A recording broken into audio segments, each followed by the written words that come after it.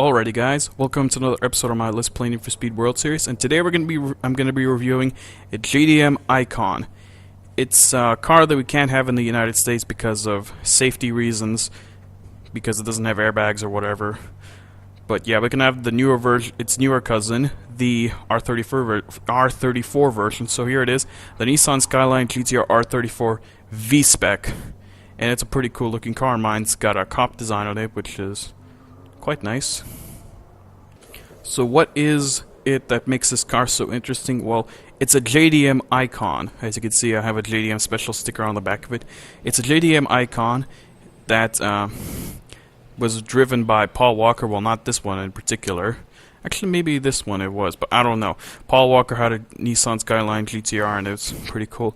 I decided to make mine look like a cop car because, well, I thought it would look cool back in the day. I made my spoiler black, the little diffuser in the back black, sort of grayish, and the front skirts as well as the front grille gray as well. So mine is tuned to C-Class 499 overall, but it used to be tuned to B-Class 596 overall, with a lot of ultra-tune parts that I saved over for a long time just to make it like this. But so far, I kept the only thing that's left of the Ultra Tune setup is these Attack Motorsport tires, and that's the only way I could keep this in B-Class 499 overall. So let's take it to my top speed testing area, and yeah, I'll see you guys there in a bit.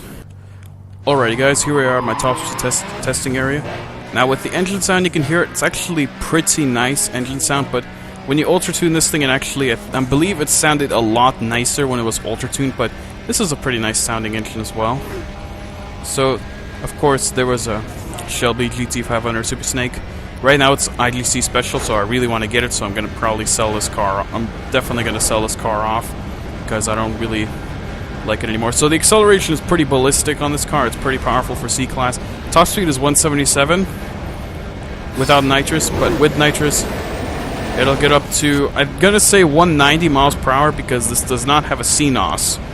So it's pretty good. The handling is kind of decent in this class. Of course, it didn't handle that there very well, so I'm gonna go into a single-player C-Class race, and I'll see you guys back in a bit. So here we are at the oil refinery track. Now, this is a multi-lap track, so I'm gonna do hot lap only. So as you can see, the nitrous is not very powerful, but due to its very powerful acceleration, it'll actually get off the line very well. So you can tune this thing up with a lot of good parts, and you will get a pretty good little C-Class monster.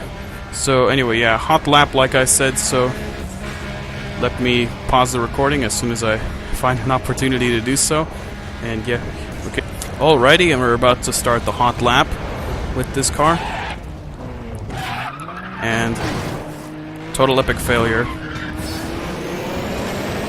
Yeah, the problem with this car is the understeer, and I apologize for using nitrous there, because that was a complete failure. It was not supposed to end up like that, but yeah, the car's handling is a really big downfall on it. I mean, the handling's like 330 or something like that, which is pretty bad. The reason why this car has such bad handling is because it suffers from quite a bit of understeer, but the best class for this car actually is, surprisingly, C-Class, because if you tune it to B-Class, it's going to have really good acceleration, but pretty bad handling, which means it'll only be useful in drag races.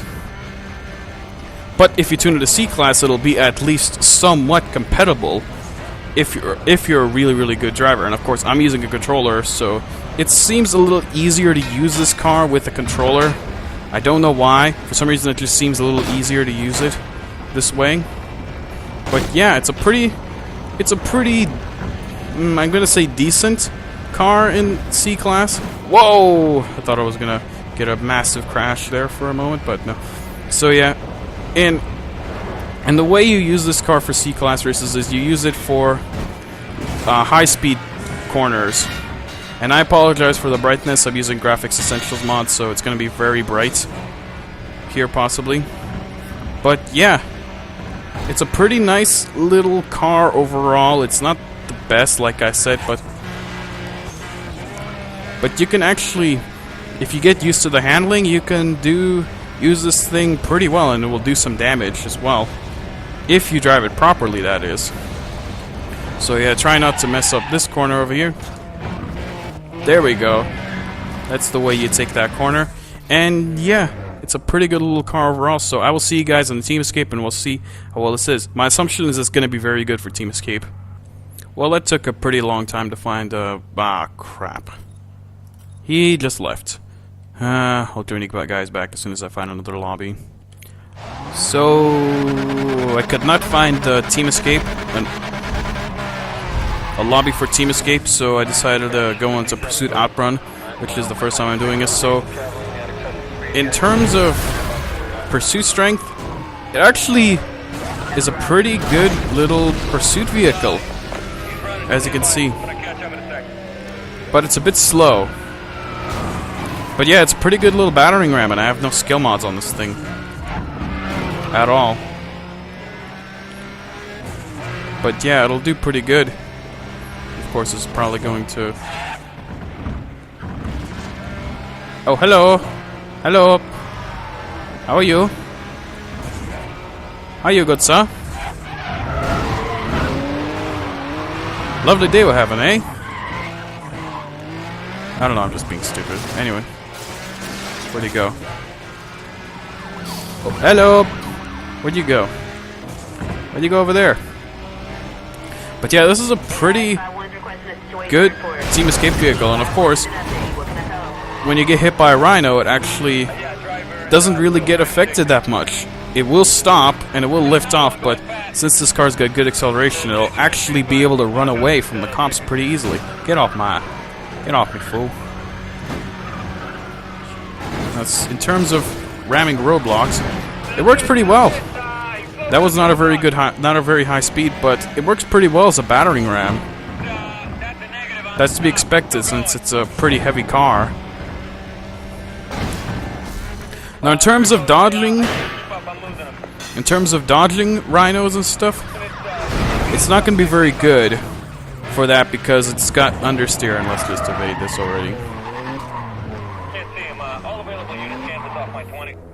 Okay. So that's decent. That's again. So to conclude this car, this is not a car really for doing multiplayer races unless you're very highly skilled, like Ryu Makuru, for example.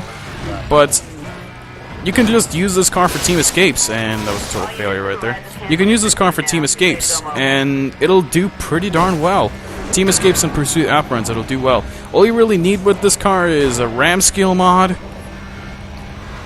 You could use RAM skill mods, and you could also use Bounty Hunter skill mods, so you can get cash faster with doing those.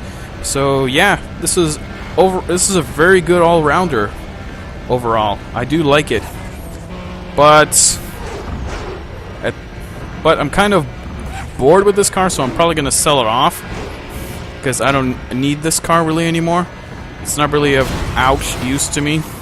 I can get it again sometime later, but it's kind of not really... I don't really need it, so... I guess that's it for this episode. If the video's a little short, I apologize. So that's it for this episode. Hope you guys enjoyed this video, and I'll see you guys in the next one, where I'll be reviewing the Corvette Stingray. Goodbye!